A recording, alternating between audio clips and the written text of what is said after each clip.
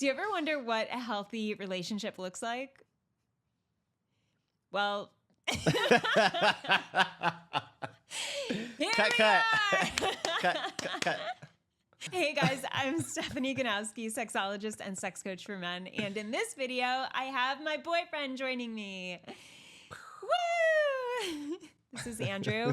And we're going to talk today about what makes up a healthy relationship, because we believe that although we have faults and challenges and disagreements, I think we handle them pretty well, and we do our best so that we do have a healthy relationship. What do you think? Yes, I concur. You concur. I think we have a healthy relationship. I agree. What makes you think we have a healthy relationship? Like, what's the first thing that comes to mind? And then I'll say my first thing that comes to mind. Well, I guess the first thing that comes to mind is the contrast between our relationship and my past relationships, which were very toxic at times and sometimes very consistently. What does that mean? Toxic. Mm-hmm. A lot of avoidant and anxious behavior, meaning not stepping in to handle conflict in a way that is healthy, meaning in a way that is loving and curious, and in a way where the ending of dealing with the conflict is that like you've brought you're closer to one another. Toxic as in like I think it's the Five Horsemen by John Gottman, where he talks about The Four Horsemen. Oh, the Four Horsemen by John Gottman, where he talks about the different things that are indicators of a relationship that's broken and probably headed towards a breakup.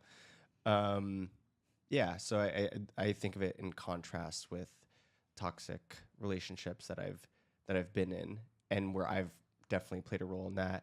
It's not that we don't have conflicts, but the way we handle them is healthy versus in your past, it wasn't so healthy. Yeah, I would say that's the cornerstone of our relationship being healthy, is that we are each other's best friend. We love each other, and we're not always going to see eye to eye. And the way that we handle those situations, I think, is super important. I feel like whenever we do have a conflict, we end it coming closer, or like learning about each other, like hugging, laughing, just understanding how should we handle this moving forward if it comes up again. And it's just always positivity and kind of like a bonding exercise whenever we hit a roadblock, instead of feeling like I too, in past relationships, it would like, there would be a conflict, and then we would get in a fight, and then all of a sudden it'd be like, so what do you want for dinner? And like, it would just be like, what about that thing? And even if we solved the thing, it was always like, okay, so maybe you shouldn't do that again, and it was either like someone was blaming, and it felt more distanced than bringing us together. I think that's something that all you guys could be aware of, is like, conflict is not bad. It's how you're handling the conflict with your partner. Conflict is good because you're not always going to see eye to eye. And if you have no conflict, it means you're not voicing what it is that you actually want.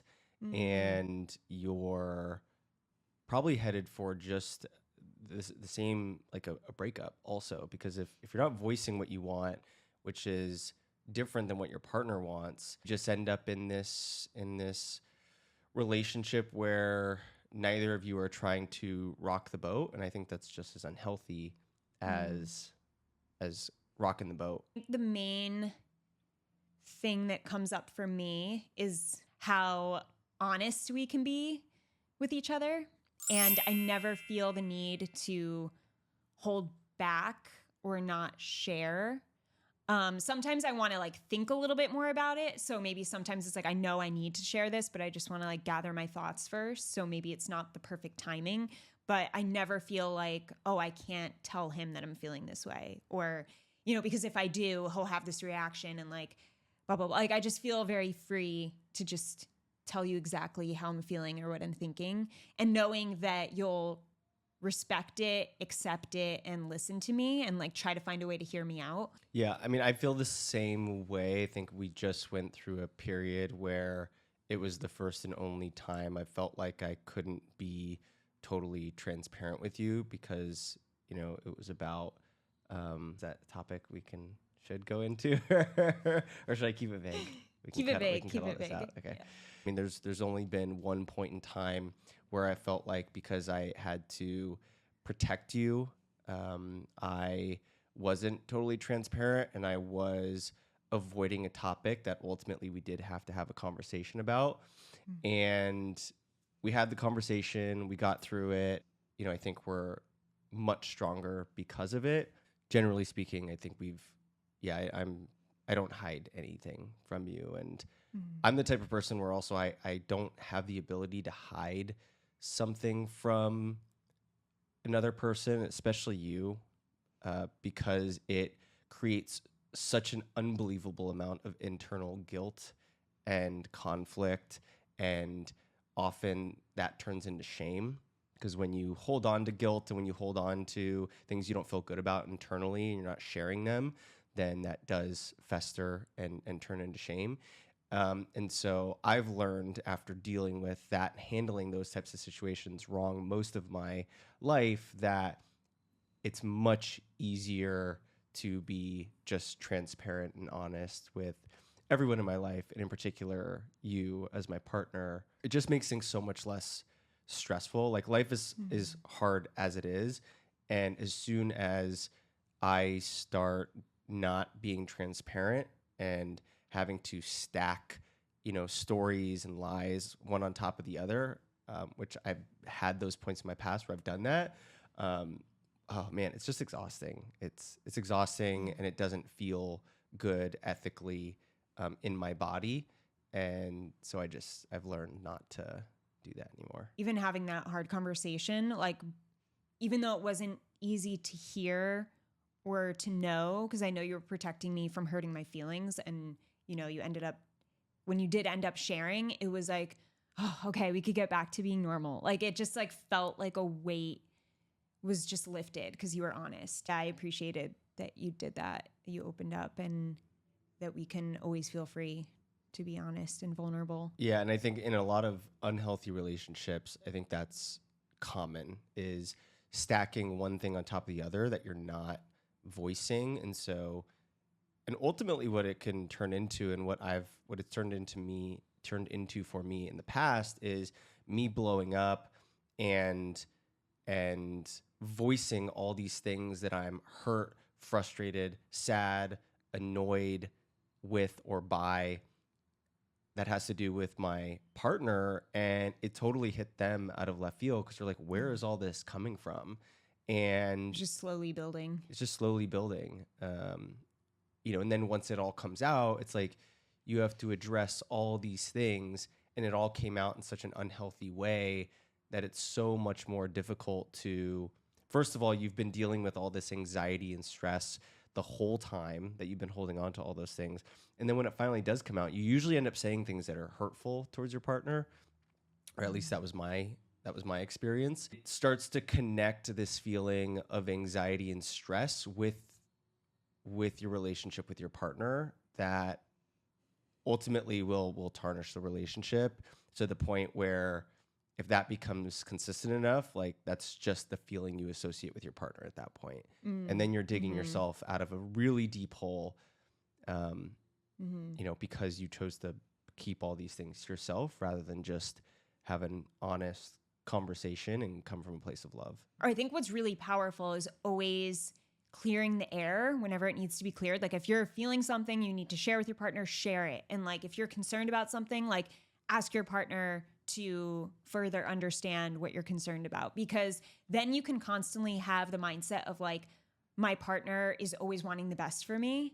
And then you kind of see the world through that filter. You see your relationship through the filter of like, no matter what little things you do, I know in my head you want the best for me. So there are so many like little things I can brush off because I know your true intentions, because I see you through that filter. But if there's something big that's in the way, I'm going to start seeing you through this filter of like, like, does he want the best for me? I don't know. And like, every little thing is going to be this like big deal, or like really annoying, or, did it get till it gets to the point where you do keep resenting and then you explode because you've been seeing your partner through the wrong lens. Something else I appreciate about you, and I was sharing this on Instagram yesterday, I was like, Andrew's really good at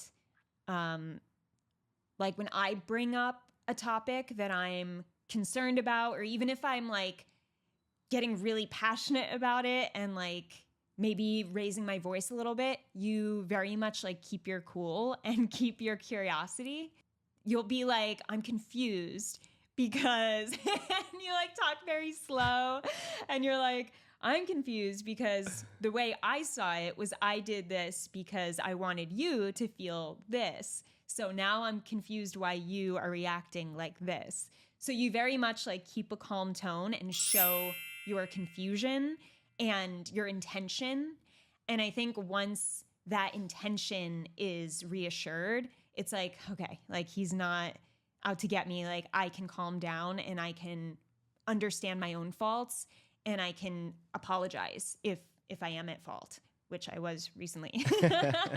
So, but if you didn't respond in that calm way that was just like very simple, straight to the point, like I'm confused because of this, like I don't like, here's my intention, why did you react like this? It just kind of put everything simply for me to start thinking logically and to come from that place of understanding like, wow, okay, I was at fault because there was no reason to do this or this, and here was his intention, so I feel safe to like talk to him about it. Yeah, and I think that's a part of managing conflict where it's really important that one person stays like calm, because I've definitely, I mean, everything we're talking about are things that I've just learned the hard way, like where if conflict arises and, you know, I match your intensity, you got upset, and I could feel myself getting defensive and I could feel myself wanting to react. But it's funny because I feel myself wanting a reaction from you. You know, it's kind of like, why aren't you matching my energy? Like, why are you just standing there calmly like that? Naked because I was in the shower naked while with your dick out. yeah, you were telling me all this. You're just like, but yeah, because I can feel myself wanting to react, but I've learned how to recognizing that I feel a certain way, but that does not require that I act a certain way. It's almost like observing my emotions like a third party, like they are there and I recognize that, but it's just not useful. Like, what is the goal? And keeping that in mind of like, well, the goal is to come to a healthy resolution that we both feel good about. yeah, And to stay on the same team. yes, exactly. And to stay on the same team, and for you to know that I love you, and for you to know that I'm on your side and I want what's best for you, and that I have no intentions to hurt you.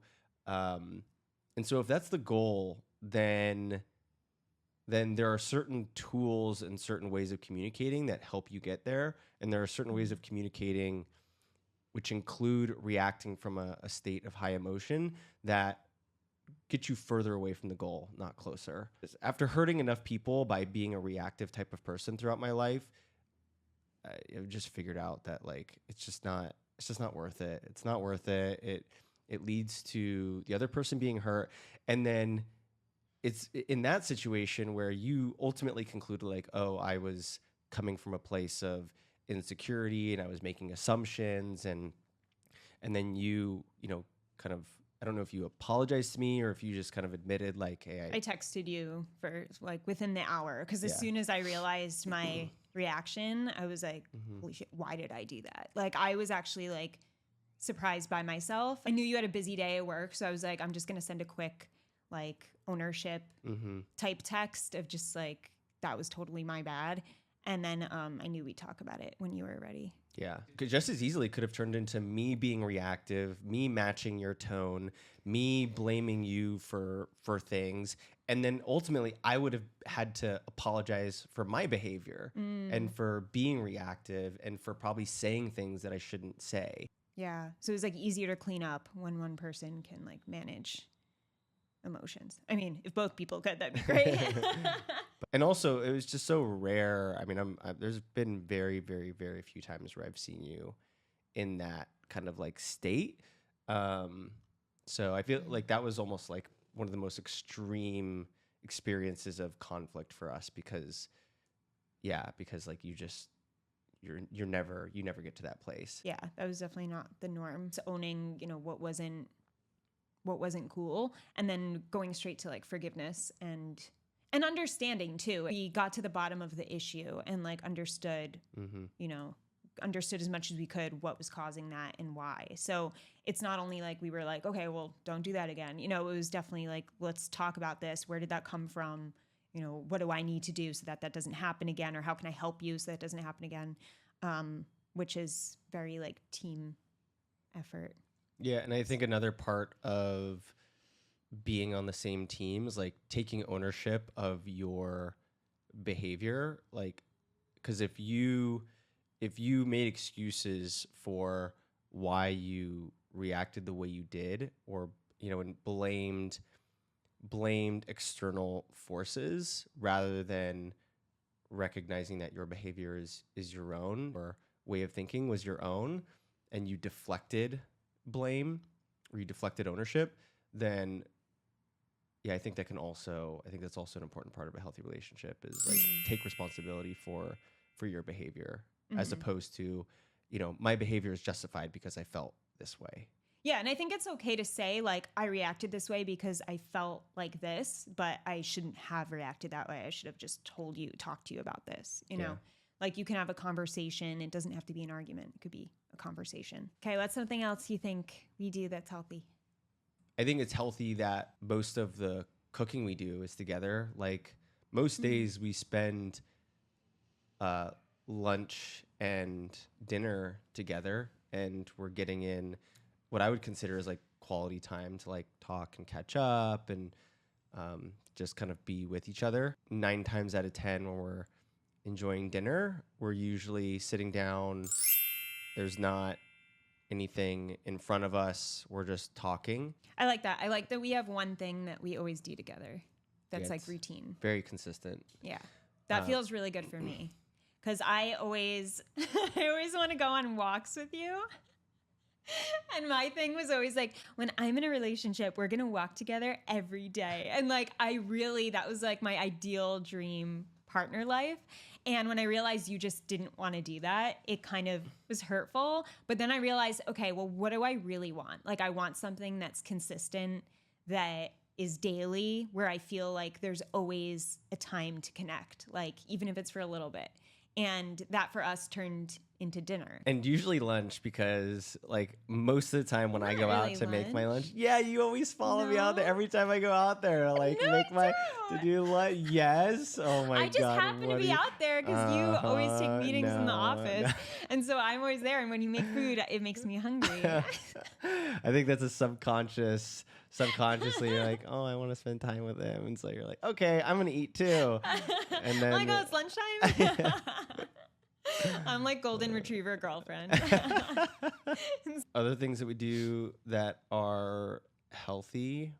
I think we joke around a lot.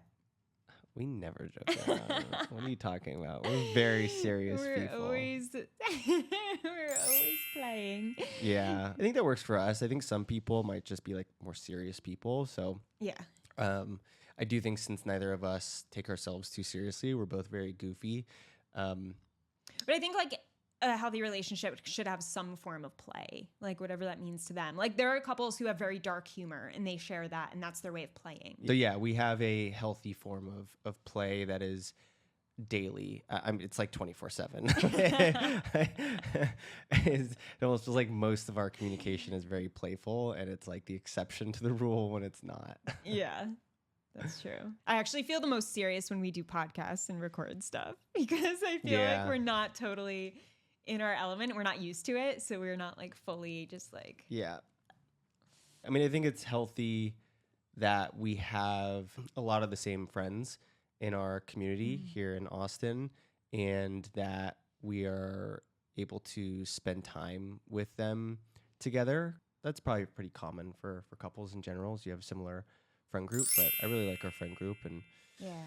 I really like how you've taught me to be more social, or just kind of helped me to understand like the importance of good friendships. And that's something I've really been looking into a lot since living with you. So that was definitely like a big thing that changed my life. I'm trying to think of things that I probably don't notice. I think reliability is one. I think we're very, like, we can count on each other. And if we tell each other we're going to do something, we do it, or we have a really good reason. Sell the old furniture that's been sitting in our closet. I've been That trying. Andrew will not let go of. I've been trying. It's like an end table that I've had on Facebook Marketplace for like 2 months now, and I just haven't been able to get rid of it. Are you trying? I am trying. I renewed the listing yesterday. Thank you very much. Okay, fine. But yeah, I think we can, most ways, count on each other. Like acceptance of each other. Like there's no judgment. There's never judgment of the way we want to live life, how we want to do things, or how we want to interact with people. If anything, if we're uncomfortable, I feel like there's just curiosity that comes out of like making sure we understand it, and everything goes back to like making sure our intention is to stay strong with each other and like to make sure we know we have each other's best interest. Like me being able to tell you I need reassurance. So you're never judging me for asking that or like calling me needy. Like there's never any labels, or you know what I mean? There's never like any talking down to each other, I guess is what I'm saying. Like we never talk down to each other, and we're never mean. To have like a mutual respect for each other and always be considerate. It feels like we never project our stress on the other person in a way that is like super unhealthy. Like sometimes we can be stressed out, and that can create maybe just normal stress, but like we don't take it out on one another. The last going on year and a half for you has been the hardest year and a half of your life, and I've never felt like you've projected those stressors onto me. Like to your point, you're never mean to me because you're stressed out or because you're dealing with anxiety. It's like it doesn't even occur to you to be mean to me. You know, my past relationship, there was that where like stress would come out as my partner being mean to me, and vice versa. I for sure. There's no calculating like what has she done for me, how much have I done for her, and trying to keep anything in balance. Yeah. It's just sort of, I do my best to contribute to our team, and you do your best to contribute to our team. And sometimes we do special things for the other person, and sometimes we need the other person to contribute more. Like, you know, there might be times where you spend more time cooking for us, or you might end up cooking the whole meal, or vice versa. There's never any sense of, oh, well, I cooked a dinner by myself last night, so tomorrow night it's her turn. Yeah. It's more just like, no, we're giving without expectation of return, and that doing that seems to create this very natural, like I don't have to think about balance, it just feels balanced. It just feels like there's no mind share thinking about the balance. I think, yeah, I agree. Potentially if you're with someone who is maybe just always taking and never contributing, then that's probably a separate problem of like, you know, other things in the relationship, or maybe this just isn't your person. I know there was one week kind of recently where I cooked dinner like 4 or 5 nights in a row, and I actually thought of it like, oh, I'm gonna cook him dinner again. Like it felt good because I was like, I just felt, I don't know. It's like, I don't like think about, cause he did this and he did that and he did that. I just feel very like good giving. Yeah, I feel good giving, and it must be because I'm receiving a lot, but it's still not an exchange, which is interesting because I'm like you feel loved. Yeah. So your cup is full. Yeah, my cup is full. Yeah. Yeah. And like even last night when I was in the shower and I was like, I didn't feel so well, and you just threw my pillow in the dryer to puff it up with like the new pillow, and you were like, just like doing something like that for me so that I could get right to bed. Little things like that I noticed, and I'm like, oh, like it's just like a little like love point. Like it's kind of like an awe, and all those little awe moments like just kind of fill you up. And I think we have a lot of those little things that we just like do little things for each other, and it just means a lot over time. Yeah, and I think also it doesn't feel like effort to think of those things and to do those things. For us, things go through the lens of like we're on the same team and I love this person. So the ideas and the things that I end up doing come as a natural response or a natural repercussion of me loving you, me seeing you as my best friend, and therefore just wanting to do those things because it just occurs to me to do them. Yeah. Just like thinking of this, like you wonder how many relationships like actually do things with the intention to like get laid. And I think there's a lot of that because I hear a lot of stories. And I think, what we learned from Landmark, that whole concept of just like give to give and, don't expect, and you'll see how that changes the whole dynamic of how it comes across. But like, how would you recommend someone do that if they are feeling resentful? Like, what if they're already feeling resentful because they feel like their partner's always one-sided and now they're expected to give without expecting anything? I mean, frankly, if you're feeling resentment, that's probably something you need to talk to that is something you need to talk to your partner about and resolve that. So resentment actually should not be avoided. Yeah, it's like, why do I feel resentment? That seems like a separate issue. So that needs to be taken care of first. Yeah, that just needs to be like taken care of. And I don't think you need to not give until that is resolved, but you should also resolve that like now. The thing that kept coming up in a Landmark from people was, how can you give without expecting anything in return? Aren't people just going to take advantage of you? They're separate things.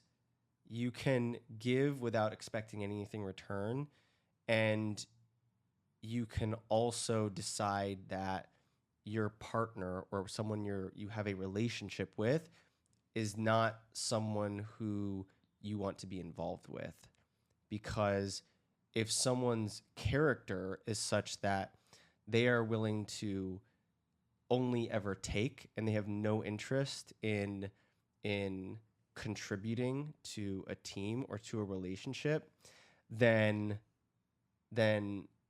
that has nothing to do with you giving without expecting anything in return, and it has everything to do with what is the type of person that you want a relationship with. Mm-hmm. But they're not one and the same. Yeah.